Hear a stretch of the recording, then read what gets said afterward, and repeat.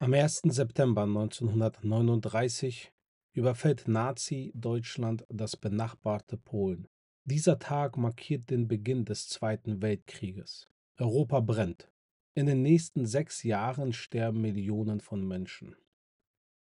3 Jahre zuvor schreibt Carl Sandburg in seinem Gedicht The People Yes einen Satz, der ins Deutsche übersetzt wird mit Stell dir vor, es ist Krieg und keiner geht hin. Zu den Menschen, die nicht hingegangen sind, gehörte eine Gruppe von mehr als 20.000 Personen in Deutschland, die Zeugen Jehovas. Ihre Motivation war die Nächstenliebe und die Liebe zu ihrem Gott. Die Nazis versuchten, die Zeugen Jehovas mit allen Mitteln zu brechen. Ein solcher Versuch fand statt am 15. September 1939. An diesem Tag wurde der Zeuge Jehovas August Dickmann als Kriegsdienstverweigerer vor 9.000 Häftlingen des Konzentrationslagers Sachsenhausen öffentlich hingerichtet. 85 Jahre später, am 15. September 2024, hat die Gedenkstätte Sachsenhausen daran erinnert.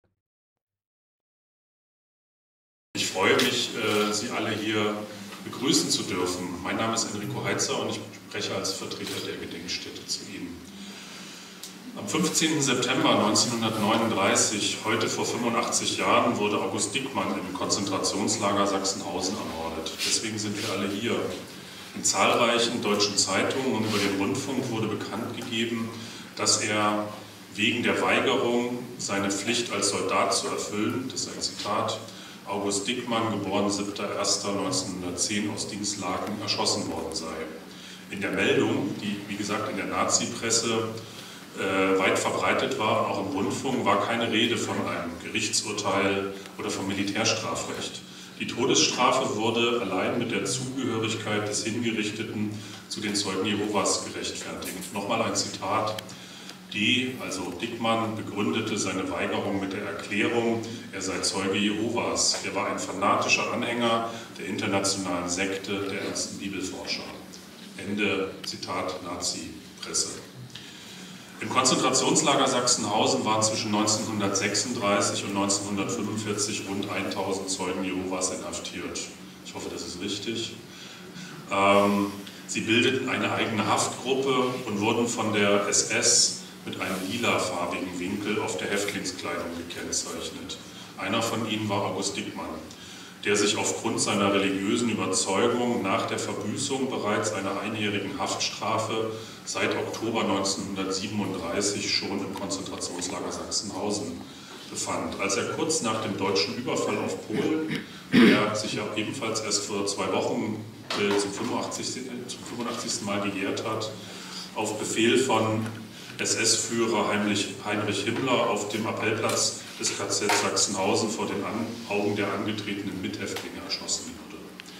Der völkische Beobachter, also das Nazi-Leitorgan, titelte 2 Tage später verdiente Strafe für 2 Schädlinge. Es ging in dem Text noch um einen weiteren Mann, der hingerichtet worden war von den Nazis. Auch im Ausland nahm man von der Hinrichtung Notiz. Die New York Times beispielsweise berichtete ebenfalls am 17. September 1939 unter der Überschrift Germans execute objector to war, also die Deutschen richten einen Kriegsdienstverweigerer hin über die Tötung des ersten Kriegsdienstverweigerers im gerade beginnenden Zweiten Weltkrieg.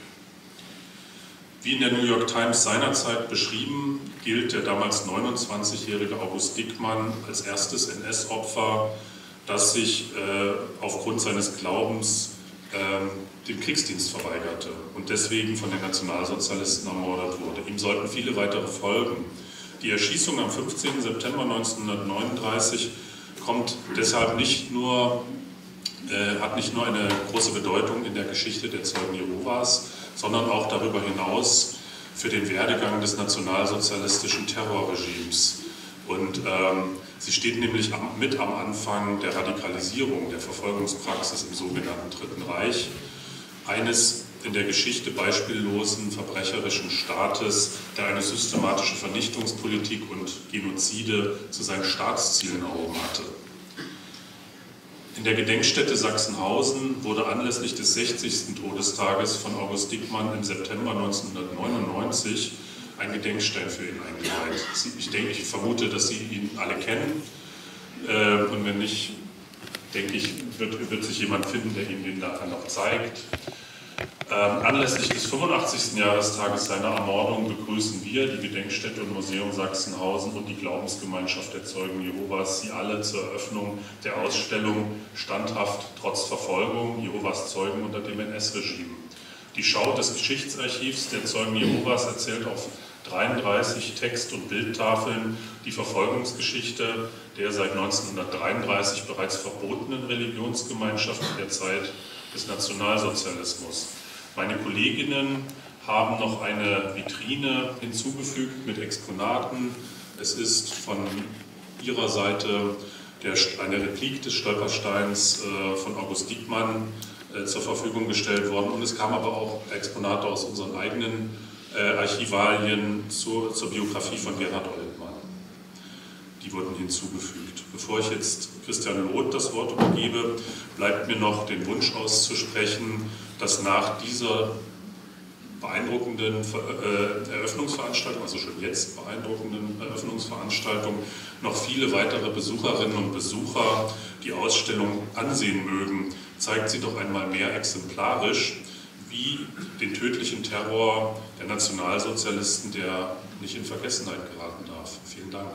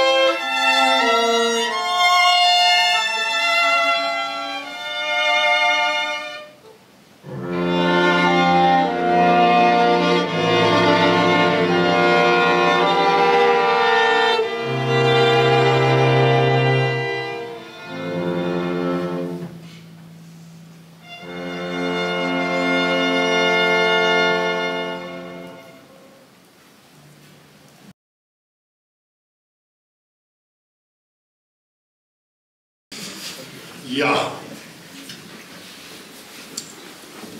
meine sehr verehrten Damen und Herren, 1961 erschien ein Roman mit dem Titel Bis auf Weiteres.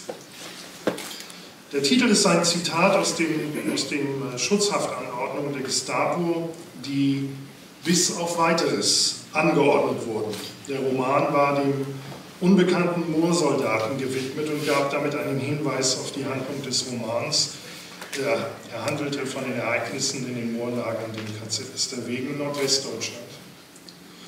Der Autor war Valentin Schwan, es war ein Pseudonym, hinter ihm verbarg sich Hans-Otto Körbs. Körbs wurde am 26. März 1902 geboren. Als 20-Jähriger wurde er Mitglied der KPD und blieb es bis 1932. Weil er in einer Gastwirtschaft in Castrop-Rauxel negativ über die Nationalsozialisten sich geäußert haben soll, wurde er im April 1934 zu einer einjährigen Gefängnisstrafe verurteilt und nach deren Verbüßung von der Gestapo in Schutzhaft genommen bis auf Weiteres. Daher der Titel seines späteren Romans. Körbs wird 15 Monate bis August 1936 im KZ Esterwegen inhaftiert. Hieran anschlossen sich eine Internierung im KZ Sachsenhausen, wo er im Dezember 1938 entlassen wurde. Die weiteren chronologischen Eckpunkte sind: 1941 wurde er zur Wehrmacht eingezogen, 1951 war er für die KPD im Niedersächsischen Landtag. 1961 erschien sein Buch Bis auf Weiteres. Am 22. April 1981 starb er in Lüneburg. Erst 2015, ist noch gar nicht so lange her, konnte das Pseudonym durch Zufall entschlüsselt werden. 2020 wurde für ihn ein Stolperstein in Castrop-Rauxel verlegt und im April 23, also vor gut einem Jahr, erschien der Roman in der Schriftenreihe der Gedenkstätte Esterwegen erneut. Das Interessante an diesem Roman und weswegen ich da jetzt so ausführlich drauf eingegangen bin, ist, dass Körbs in diesem Text auch seine Begegnungen und Erfahrungen mit den Zeugen Jehovas, damals noch Bibelforscher genannt, schilderte und beschrieb. Es gibt in dem Roman zahlreiche Stellen, eine davon, die einen direkten Bezug zu unserem heutigen Thema aufweist, möchte ich jetzt hier zitieren. Der Kommandant ließ eine Gruppe von Bibelforschern vor dem versammelten anderen Häftlinge antreten. Er fragte sie, ob sie, sollte der Führer und Reichskanzler Adolf Hitler alle Deutschen zur Verteidigung von Reich und Heimat aufrufen, weil sie von Feinden bedroht würden, was machst du dann? Marschierst du dann mit, wie es sich für einen anständigen Deutschen gehört? Nimmst du dann ein Gewehr in die Hand und schießt auf den Feind? Ich zitiere weiter, aber der gefragte Bibelforscher war nicht aus seiner stoischen Ruhe und aus der Sicherheit seines Glaubens herauszulocken. Seine sanftmütigen Augen hielten dem stechenden Blick des Kommandanten ohne Zittern stand. Er wusste, wenn er in dieser schweren Stunde der Versuchung schwach wurde und Jehova vor diesem Mächtigen der Erde verleugnete, dann war sein ganzes bisheriges Leben umsonst gewesen. Herr Kommandant, erwiderte er sanft und leise, die Schrift sagt, liebet eure Feinde, tut wohl denen, die euch hassen, und das ist Gottes erstes Gebot für alle Völker und alle Zeiten, du sollst nicht töten. Und dieses Gebot will ich befolgen und auch dann nicht töten, wenn die Mächtigen dieser Erde es befehlen. Denn so spricht Gott der Herr, stecke dein Schwert in die Scheide, denn wer das Schwert zieht, wird durch das Schwert umkommen. Ganz still war es ringsum. Selbst die SS vergaß ihre blöden Scherze und sperrte vor Verwunderung Mund und Ohren auf. Der Kommandant schnappte nach Luft. Da stand nun dieses ärmliche Bäuerlein mit seinen verarbeiteten, rissigen Händen, seinem von Wind und Sonne ausgetrockneten, mageren Gesicht vor dem Herrn des Reiches, dieses Reiches, über Leben und Tod und zeugte im Angesicht dieses unberechenbaren Gewaltmenschen unerschrocken für seinen Glauben. Frei von Angst hatte er seine Sätze formuliert. Nicht aufdringlich in der Absicht zu werben oder zu überzeugen, nicht als lärmender Agitator, sondern als bescheidener Verteidiger seines Glaubens. Die Mitgefangenen waren über die Worte des Bibelforschers nicht wenig erschrocken. Wenn das mal gut geht, dachten sie. Schau, schau, erwiderte der Kommandant. Du willst partout nicht auf die Russen schießen. Ich kann nicht schießen, Herr Kommandant. Ich habe so ein Gewehr noch nie in der Hand gehabt. Der Führer wacht über den Frieden in der Welt, sagte der Kommandant. Aber gibt es wirklich mal Krieg? Und du willst dann nicht mitmachen? Dann bestell dir rechtzeitig einen passenden Sarg. Verräter und Feiglinge kommen bei uns an den Pfahl. Er tippte grinsend an des Zeugen Stirn und wandte sich voll Hohn und Mitleid von den Bibelforschern ab. Zitat Ende. Diese zitierte Stelle wirkt, also die Zeugen Jehovas werden in dem Roman noch an vielen Stellen erwähnt, aber nur an dieser Stelle wird der Krieg behandelt, zu einem Zeitpunkt, als es noch gar keinen Krieg gab. Die zitierte Stelle wirkt wie eine Prophezeiung, ein Ausblick auf das, was kommen wird, der Krieg und der Tod für die sich weigernden Zeugen Jehovas. Es ist fast eine Szenerie wie hier aus dem KZ Sachsenhausen. Der Autor war, ich erwähnte es schon selber, hier in Sachsenhausen inhaftiert. Aufgrund seiner Entlassung konnte er aber nicht miterlebt haben, was sich mit Kriegsbeginn hier im KZ Sachsenhausen abspielen sollte. Insgesamt waren in Deutschland ca. 10.700 Zeugen Jehovas von Verfolgungsmaßnahmen betroffen. Über 8.800 wurden inhaftiert, 2.800 davon in Konzentrationslagern, unter ihnen nahezu 1.000 Frauen. 1.753 deutsche Zeugen Jehovas wurden ermordet, darunter mindestens 282 Kriegsdienstverweigerer. Und einer von ihnen war August Diekmann. Heute, vor 85 Jahren, wurde er als einer der ersten Kriegsdienstverweigerer hier an diesem Ort erschossen. Wie es im Roman der Kommandant in Esterwegen angekündigt hatte, unter ähnlichen Umständen vor den versammelten Häftlingen des Lagers. Die Nachricht, wir haben es schon gehört, von der Hinrichtung ging ja um die Welt. Und ich möchte betonen, auch Frauen, also Zeuginnen Jehovas, wurden im Zusammenhang mit den Kriegsdienstverweigerern hingerichtet. Am Ende werden es mindestens 282 ermordete Kriegsdienstverweigerer sein. Einer von ihnen hätte Horst Schmidt sein sollen.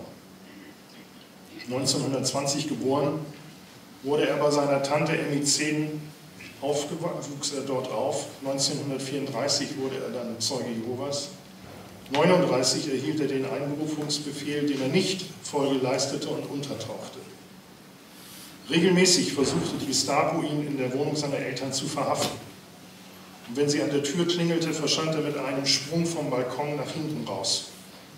Später versteckte er sich in den über seiner elterlichen Wohnung liegenden Zimmern einer häufig abwesenden Jüdin. Da aber auch sein Adoptivvater Jude war, musste die Familie die Wohnung wechseln. Horst Schmidt verlor dadurch seinen Schutz. Die Angst, entdeckt zu werden, wurde sein ständiger Begleiter. Ebenso die wirtschaftliche Not, da er als Illegaler natürlich keine Lebensmittelkarten erhielt. Zeitweise trug er, was eigentlich völlig verrückt ist, Zeitungen aus, weil er natürlich sehr schnell hätte entdeckt werden können. Aber die damit verbundene nervliche Belastung hielt er nur für einige Monate aus. Schwierig wurde die Lage auch dadurch, dass zwei weitere Kriegsdienstverweigerer, Gerhard Liebhold und Werner Gassner, bei ihnen Unterschlupf suchten und fanden. Seine Mutter, Emmy Zehn, versteckte sie bei einem Glaubensbruder in seiner Gärtnerei. Am 28. Dezember 1942 wurden diese beiden jungen Männer entdeckt und verhaftet. Horst Schmidt flüchtete nach Danzig. Hier lernte er seine spätere Frau Hermine kennen. Zusammen führten sie Kurierfahrten durch, das heißt, die verteilten illegal hergestellte Schriften. Aber 1943 wurden dann auch sie verhaftet. In der Haft erfuhr Horst Schmidt vom Schicksal seiner beiden kriegsdienstverweigernden Glaubensbrüder. Beide waren nur wenige Monate nach der Verhaftung im April und Mai 1943 in Brandenburg-Gürden hingerichtet worden. Und auch seine Mutter, Emmy Zehn, war verhaftet worden, weil sie geholfen hatte, die jungen Männer zu verstecken.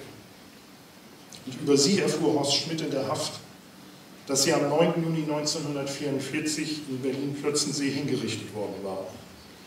Sie war vom sogenannten Volksgerichtshof wegen Wehrkraftzersetzung zum Tode verurteilt worden. Nun stand auch ihr Sohn Horst vor dem Volksgerichtshof und auch er wurde wegen Wehrkraftzersetzung und weil er sich illegal für die Zeugen Jehovas betätigt hatte, zum Tode verurteilt. Und wie seine zuvor hingerichteten Glaubensbrüder wartete auch er in dem Zuchthaus Brandenburg-Görden auf seine Hinrichtung. Seine spätere Ehefrau Hermine wurde dagegen in das KZ Stutthof bei Danzig deportiert. Was Horst in Brandenburg-Görden erlebte, schilderte er regelmäßig in Veranstaltungen, zu denen er als Zeitzeuge eingeladen war.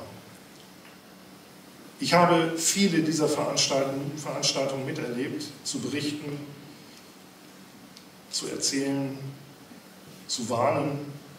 All das bewältigte er noch im hohen Alter mit einer schier unbändigen Energie und er schämte sich der Tränen nicht, wenn er auf diesen Veranstaltungen die Emotionen, die mit diesen Reisen in die eigene Vergangenheit verbunden waren, immer wieder aufs Neue zu überwältigen drohten.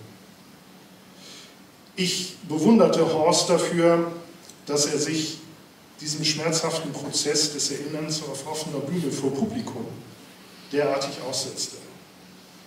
In solchen Momenten wurde es im Publikum sehr still.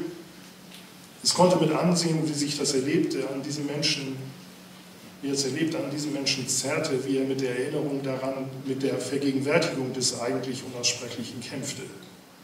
Noch nach über 50 Jahren. Die Authentizität dieses Augenblicks war für viele Augenzeugen mitunter ein Schock. Was war es, was Horst so quälte, oder was es war, was Horst so quälte, war ein Erlebnis, das er in seiner Autobiografie schilderte. Der Zeuge Jehovas wartete, wie bereits erwähnt, 1944 in der Todeszelle in Berlin-Brandenburg auf seine Hinrichtung. An einem Tag passierte Folgendes, ich zitiere: Der Tod kam immer montags, so gegen 10 Uhr fing er an der gegenüberliegenden Zellenreihe an. Ich stellte mir vor, wie er da kam, in der Person des Wachtmeisters mit seiner grünen Jacke und den silbernen Knöpfen und der schwarzen Hose. Eine Schirmmütze hatte er auf und wenn er Gamaschenstiefel anhatte, klangen seine Schritte ganz schauerlich auf dem Steinboden. In der Hand hatte er einen Schlüsselbund und einen Zettel, auf dem die Namen derer standen, die er sich holen wollte. So ging er den Stationsgang hinunter und ganz still wurde es, denn jeder wollte hören, wo er eine Tür aufschloss und wie viele er holte.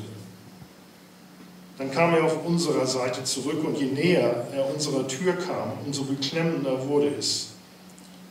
Blieb er stehen oder ging er vorüber? Er ging vorüber und für eine Woche war uns das Leben gegeben. Aber die Ruhe auf der Station blieb, als ob jeder an die dachte, die nun nicht mehr waren. Ab und zu wurde ein Name gerufen und wenn keine Antwort kam, dann wusste der Betreffende, dass sein Freund nicht mehr am Leben war. Wie viele Türen hatte der Tod diesmal aufgeschlossen? So genau wusste man das nie. 2, 3 oder 4? Einmal aber musste sich der Tod verrechnet haben. Er kam mitten in der Woche. Ich war ganz erschrocken, denn damit hatte keiner gerechnet. Er hatte Helfershelfer mitgebracht und es entstand ein fürchterlicher Lärm auf dem Gang. Er fing auf der anderen Seite an wie immer. Nun wurden die Türen auf und zugeschlagen und die Schlüssel rasselten und klapperten. Der Tod ging den ganzen Gang hinunter und man glaubte, dass jede Tür aufgemacht wurde und dass alle Insassen herausgeholt wurden. Man hörte die schlurfenden Schritte des Gefangenen und die festen Schritte des Wachpersonals. Wir standen an der Tür und lauschten. Jetzt kam der Tod auf unserer Seite zurück. Die Schritte kamen näher und dann blieb er an unserer Tür stehen. Wir torkelten zurück zum Fenster, wir durften ja nicht an der Tür stehen. Aber da stand er im Türraum, schon der Tod mit seinem weißen Zettel und er las den Namen des Franzosen vor, dessen Name ihm wohl Schwierigkeiten bereitete, der nun heraustreten musste, der seine Brille abgeben musste und ein Helfershelfer schien ihn dann zum Ausgang zu bringen. Wieder schaute er auf seinen Zettel und auch der Pole stand darauf und auch er musste hinaus und wurde nach vorne gebracht. Dann schaute er mich an. Was habe ich in diesem Augenblick gedacht? Habe ich was gesagt oder getan? Nichts weiß ich. Ich sehe nur, wie die Türe wieder zugeht und der Tod an mir vorüber und weitergeht. Zitat Ende. 28 Männer wurden an diesem Tag im April 1945 hingerichtet. So viel wie nie noch nie. Warum? Weil es der Geburtstag Adolf Hitlers war. Horst Schmidt überlebte, seine Ehefrau Hermine überlebte. Dass er überlebt hatte, dass der Tod an ihm vorbeigegangen war und stattdessen so viele andere ermordet wurden, quälte ihn sein ganzes Leben. Es war aber auch der Grund, weshalb er bis ins hohe Alter immer wieder aufs Neue hierüber berichtete und Zeugnis ablegte. Und 5 Jahrzehnte nach der Hinrichtung seiner Mutter erreichte ihn ihr Abschiedsbrief.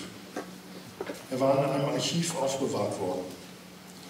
Vor der Hinrichtung wurde den Verurteilten erlaubt, einen Abschiedsbrief zu verfassen. Gerade die Abschiedsbriefe der hingerichteten Kriegsdienstverweigerer gehören zu den, wie ich finde, besonders eindrücklichen und sehr persönlichen Äußerungen und sind zugleich historische Dokumente ihrer widerständigen Haltung. In der unmittelbaren Gegenwart des nahen Todes verfasst, zählen sie zu den menschlich anrührendsten und ergreifendsten Zeugnissen, die aus der NS-Zeit überliefert sind. Ich zitiere aus dem Abschiedsbrief seiner Mutter. Mein lieber Bub, leider habe ich so lange nichts mehr von dir gehört. 7 Monate habe ich auf meinen Gnadenbesuch gewartet. Da es nun Gottes Wunsch ist, will ich den Weg gehen, so wie ihn Jesus Christus ging. Sei nicht traurig, mein Jungchen. Wir werden uns bald wiedersehen. 1000 Grüße und Küsse von dieser Erde, deine Mutti. Heute ist die Straße, die an die Hinrichtungsstätte in Berlin-Plötzensee führt, in Emmy-Zeden-Weg benannt. Außerdem wurden für Horst Schmidt und seine Frau 2012 in Berlin-Spandau Stolpersteine verlegt. 2 Jahre zuvor war Horst im Alter von 89 Jahren in Mölln verstorben und am 31. März in diesem Jahr starb seine Frau Hermi. Wenn ich mich richtig erinnere, war sie die letzte Zeitzeuge. 1753 deutsche Zeugen wurden ermordet, darunter mindestens 282 Kriegsdienstverweigerer. Und einer von ihnen war Gustav Stange. Der Stuttgarter Stadtpfarrer Rudolf Dauer lernte diesen Kriegsdienstverweigerer kennen. Er hatte Anfang 1942 mehrfach den Zeugen Jehovas Gustav Stange in der Haft besucht. Gustav Stange war ein einfacher Schuhmacher aus Stammheim. Er wurde am 20. Februar 1942 hingerichtet. Das Verhalten Stanges aber nötigte dem Stadtpfarrer so viel Respekt ab, dass er noch am Tag der Hinrichtung einen Brief an die Witwe Stanges verfasste, in dem er ihr schrieb, dass er zwar die Ansichten ihres Mannes nicht gänzlich teile, sich ihm dennoch im tiefsten Innern verbunden fühle, wie er schrieb. Des Weiteren schrieb er der Witwe von einer Begebenheit in der Kriegsgerichtsverhandlung. In der Verhandlung hatte einer der Ankläger ihren Ehemann gefragt, was würde denn, wenn es alle Menschen so machen würden wie Sie? Und darauf habe Gustav Stange geantwortet, dann wäre der Krieg gleich zu Ende. Mich erinnert das an einen Spruch, stell dir vor, es ist Krieg und keiner geht hin. In der Nachkriegszeit war insbesondere die Erinnerung an diese Kriegsdienstverweigerer und ihr Schicksal in der NS-Zeit noch so präsent, dass diese in die Diskussion um das Grundgesetz mit einfloss. Wir haben kurz schon etwas davon gehört. Der spätere Artikel 4 Absatz 3 des Grundgesetzes, niemand darf gegen sein Gewissen zum Kriegsdienst mit der Waffe gezwungen werden, wurde von der Sozialdemokratischen Partei Deutschlands am 30. November 1948 in den Grundsatzausschuss eingebracht. Aber schon zuvor war in den Verhandlungen des Ausschusses das Thema behandelt worden. Hier erklärte der Abgeordnete der Sozialdemokratischen Partei Deutschlands wunderlich auf die Frage, ob es ein Recht auf Kriegsdienstverweigerung geben solle. Ich zitiere: Ich persönlich bin Anhänger der individuellen Kriegsdienstverweigerung, das will ich ganz offen sagen. Ich habe miterlebt, wie man die ernsten Bibelforscher im Dritten Reich behandelt hat, wie man die Leute reihenweise erschossen hat und mit welcher Tapferkeit die Leute für ihre Glaubensüberzeugung gestorben sind. Zitat Ende. Somit wurde schon frühzeitig die Idee eines im Grundgesetz zu verankernden Rechts auf Kriegsdienstverweigerung mit der NS-Verfolgung der Zeugen Jehovas als Kriegsdienstverweigerer verknüpft und begründet.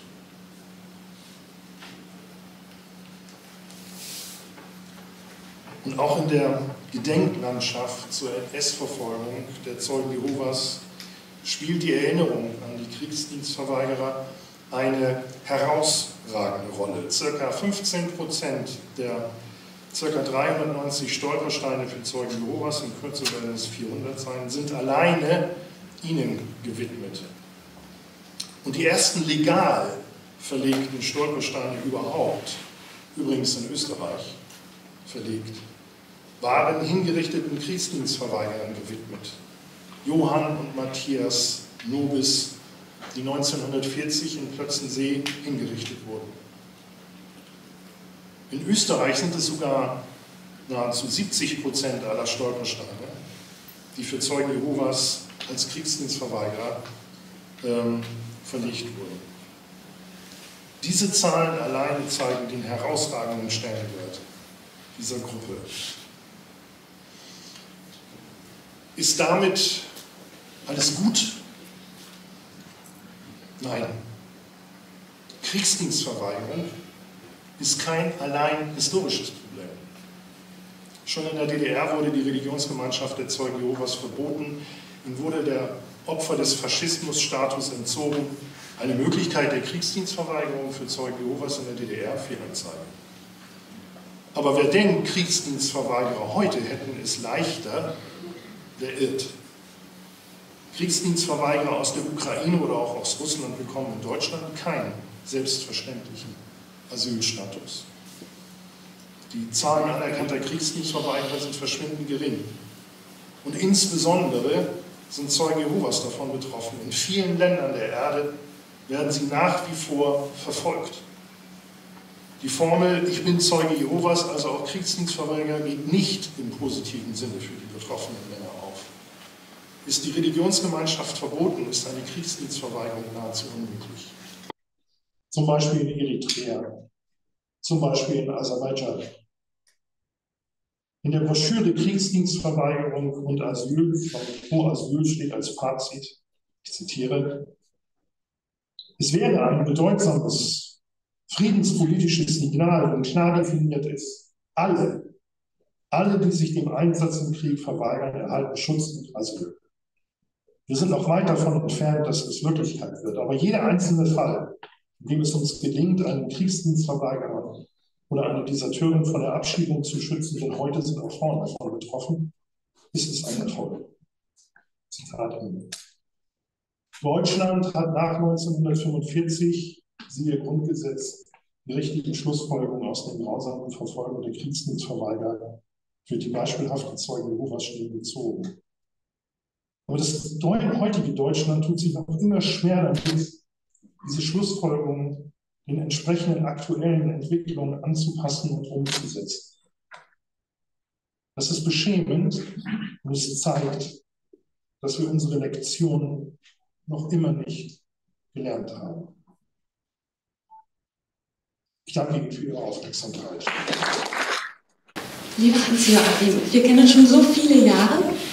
Darum freue ich mich ganz besonders, dass wir heute dieses Interview durchführen können und du so ein bisschen von deinem Vater Josef Rewald uns erzählst. Es war ja nicht nur dein Vater, sondern auch einige deiner anderen Familienmitglieder, die in der NS-Diktatur wegen ihres Glaubens, wegen ihrer religiösen Überzeugung gelitten haben. Was kannst du kurz über deine Familie so berichten?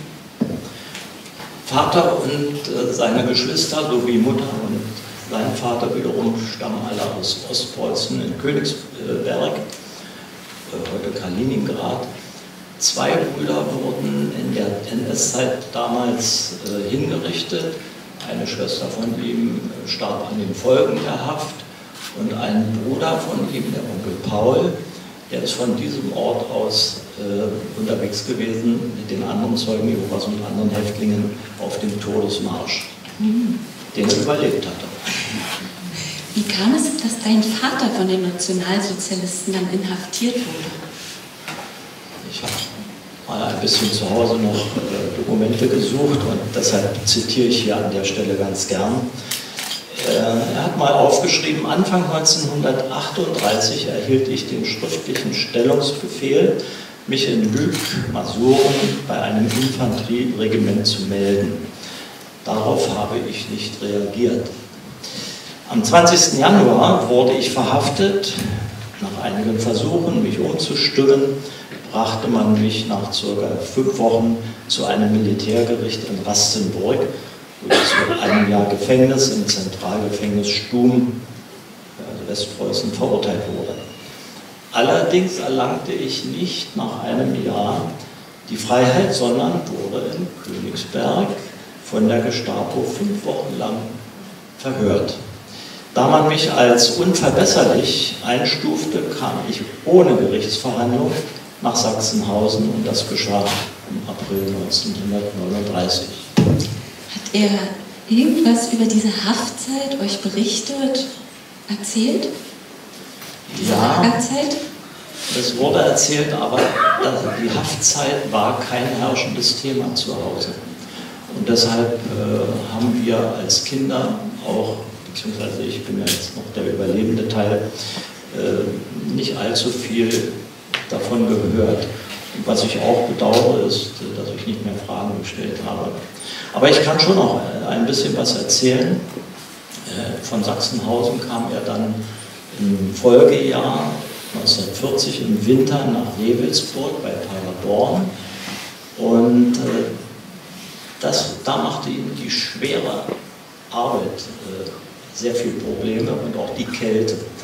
Vielleicht mal ein kleines Beispiel, wie sich die Männer damals geschützt haben.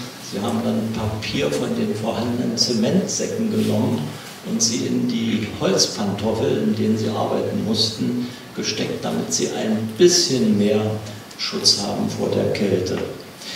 Im April 1943 wurde er dann nach Ravensbrück transportiert, wo auch seine Mutter inhaftiert war. Und dort arbeitete er in der Kfz-Werkstatt, was wohl seiner beruflichen Befähigung sehr gut entsprach. Und 1945 erlebte er dort auch die Befreiung und kam, Was ich noch erwähnen möchte ist, das hat er öfter mal erzählt, er hatte Angst, über den sogenannten Bock zu gehen. In dem Video mit Erich Frost war das ganz kurz zu sehen. Das ist also ein Gestell, wo die Häftlinge gebeugt fixiert wurden. Sie konnten sich nicht mehr bewegen und wehren. Und dann hat in der Regel wohl ein SS-Mann mit einem Ochsenziemer auf die Menschen hinten, auf den Allerwertesten geprügelt, unbedeckt natürlich, keine Kleidung an.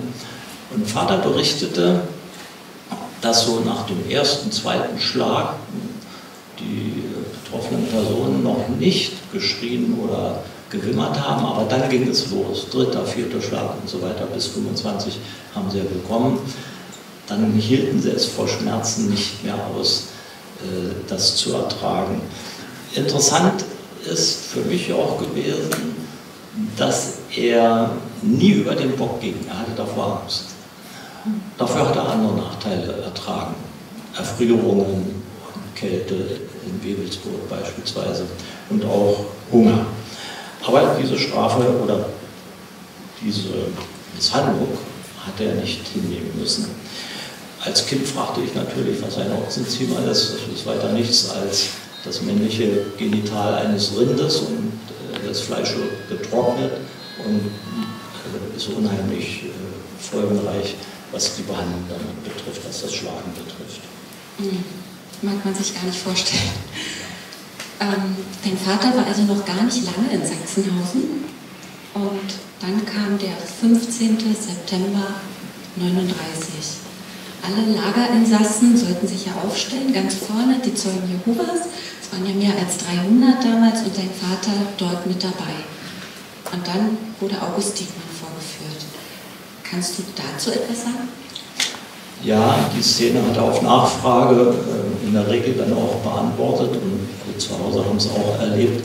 Er hat das immer in ziemlich gleicher Art und Weise erzählt, wie das auch in dem Standhaft-Video, Standhaft-Verfolgung, an der einen Stelle gezeigt wird, wie er die Hinrichtung von August Diekmann beschreibt. Fast immer die gleiche Art.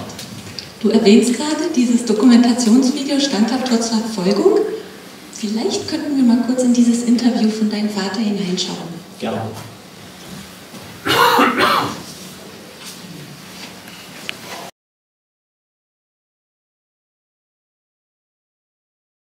Dieses Erlebnis, dieses Ereignis eigentlich seine weitere Haftzeit geprägt? Ich glaube, es hat ihn sehr daran bestärkt, seine Haltung beizubehalten. Übrigens war er zu der Zeit noch kein getaufter Zeuge Jehovas. Er ist erst durch die Bedingungen nach dem Krieg als Zeuge Jehovas getauft worden. Und wenn er zu Hause oder mit anderen, wo ich auch dabei war, gesprochen hat, war nie irgendwelche Wankelmütigkeit oder ein Bedauern für das, was er gemacht hat oder wie er widerstanden hat, erkennbar. Überhaupt nicht. Also es hat ihn bestärkt, dieses Ereignis. Er war, das ist vielleicht erwähnenswert, damals 27 Jahre alt. Das ist für einen Menschen schon eine große Belastung. Und da will ich auch nochmal für diese Situation etwas zitieren, was ich aus den Unterlagen herausgesucht habe. Er schildert wie folgt: Es war für alle Zeugen Jehovas eine ernste Situation und es lag eine gewisse Spannung auf uns allen. Ich wusste, dass die SS unsere kompromisslose Haltung brechen wollte und dass man mit allem rechnen musste. Ein gewisses Bangen habe ich in meinem Herzen schon gehabt, aber die Neigung zu Kompromissen in dieser Situation kam nicht in mir auf. Das habe ich auch bei keinem anderen Zeugen Jehovas bemerkt. Dann ging es noch weiter in seiner Schilderung, die ich hier fortsetze. Die Stimmung war ernst und wir hatten einen treuen Glaubensbruder verloren. Was wir uns unterhalten haben, kann ich heute nicht mehr sagen. Aber das eine weiß ich: Als Gruppe waren wir nicht eingeschüchtert, sondern entschlossen, dem Druck, der auf uns ausgeübt wurde, nicht nachzugeben. Das zeigt auch, dass andere Glaubensbrüder Heinrich Diekmann gratuliert haben, weil sein Bruder August standhaft geblieben ist. Als ich in Wewelsburg die Nachricht von der Hinrichtung meines Bruders Ernst und Hans erhielt, haben mir auch Glaubensbrüder gratuliert, weil meine Brüder standhaft geblieben sind. Niemand freute sich über den Tod der Brüder, aber darüber, dass sie angesichts des Todes an guten biblischen Grundsätzen festgehalten haben. Wie war es deinem Vater möglich, all diese schrecklichen Jahre zu überstehen? Also er hatte unter anderem erzählt, dass er sich, das war wohl insbesondere auch in Wewelsburg, unter der Bettdecke im Gebet vor seinem Gott Jehova ausgeweint hat. Und das deutet ja doch oder zeigt ja ein sehr starkes Vertrauen zu seinem Gott und um Gott auch natürlich. Und er erwähnte auch, dass jeden Tag gekämpft werden musste. Da will ich auch noch mal was zitieren, weil er das ja aufgeschrieben hatte. Er sagt: Ich war nur noch Haut und Knochen, es kostete jeden Tag einen harten Kampf, seelisch nicht schwach zu werden. Äußerste Energie war nötig, um nicht aufzugeben. Häftlinge, die sich im unterernährten Zustand gehen ließen, lebten nicht lange. Das hat er auch betont. Und er sagte einmal, das habe ich auch ganz gut in Erinnerung behalten: Das, was ich und die anderen Häftlinge jeden Tag erlebten, hat mich hart gemacht. Allerdings Ängste hatte ich auch. Mein Glaube und meine Hoffnung spielten jedoch eine große Rolle. Welche Auswirkungen hatte eigentlich dieses ganze Geschehen später auf sein weiteres Leben, also als die NS-Diktatur dann zerbrochen war? Ja, er kam ja dann 1945 nach Berlin-Reinickendorf und da heiratete er in der Zeit auch. Und in den Kindheitsjahren, die ich erlebte, ging mir natürlich einiges verloren, was er vielleicht anderen schon erzählt hatte. Aber es blieb trotzdem noch eine ganze Menge. Unter anderem habe ich sehr gut in Erinnerung, dass seine gewonnene Freiheit von ihm bevorzugt dafür genutzt wurde, seine religiösen Aktivitäten auszuleben. Und da waren mein Bruder und ich auch immer ganz gut mit eingebunden. Und in einem gewissen Umfang natürlich auch meine Mutter. Und zuweilen war er dann in der Zeit auch zackig und streng, was sicherlich auf den Drill, den er erlebt hatte, zurückzuführen ist. Und ich empfinde keinerlei Nachteile aus der Zeit. Wie hat dich dann dieses Ganze eigentlich als Sohn geprägt? Ja, das ist vielleicht ganz einfach zu erklären. Ich bin ja in West-Berlin geboren, also in einem freien Teil des Landes. Und mir wurde als Heranwachsender und Jugendlicher und Erwachsener natürlich bewusst, welche Freiheit vorhanden ist und welche Rechte ich auch haben kann.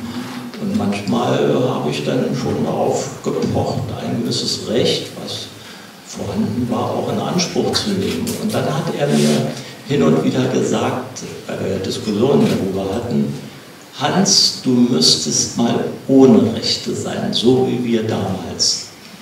Naja, habe ich damals ja manchmal nicht so anerkannt, aber ich gebe zu, es hat eine Wirkung bis heute und ist auch ein gutes Beispiel für mich. Ja, was war noch zu erwähnen? Ja, das war auch, ist auch erwähnenswert. Mein Vater hat zu keiner Zeit irgendwelche Hassgefühle geäußert. Und ich führe sein Verhalten, oder das ist für mich sicherlich auch ein Beispiel gewesen, was ich nachgeahmt habe, ohne dass ich das in jedem Fall gemerkt habe. Ich kann mich nicht erinnern, dass ich jemals in meinem Leben auf irgendeinen Menschen einen Hass hatte. Überhaupt nicht. Und das hatte er auch nicht. Es gab mal eine Gerichtsverhandlung, da musste er anwesend sein als Zeuge und hat einen SS-Mann ihn auch darauf angesprochen, könnt ihr denn nicht vergeben und so weiter. Er hat sich offenbar nur gewundert, dass es keinerlei Hassgefühle gab. Du wurdest dadurch bestimmt auch fester im Nehmen von Situationen, ne? Ja, was ich auch in Erinnerung habe, mein Vater ließ sich zu keiner Zeit gehen. Er war immer nach vorn gerichtet und das habe ich wahrscheinlich auch nachgemacht. Ich kenne keine Situation, wo ich verzweifelt bin oder nicht in irgendeiner Weise weitermachen wollte. Also gehen lassen, das war nicht seine Art und das habe ich ganz gewiss übernommen. Und wenn man jetzt mal so kurz zusammenfasst, was nimmst du als Sohn für dich mit von all dem, was du da gehört, erfahren hast? Dass ich zu wenig gefragt habe. Jetzt geht es ja nicht mehr, er ist ja verstorben. Ne? Ja, aber das ist nicht alles. Manches kann man ja auch mal nachlesen.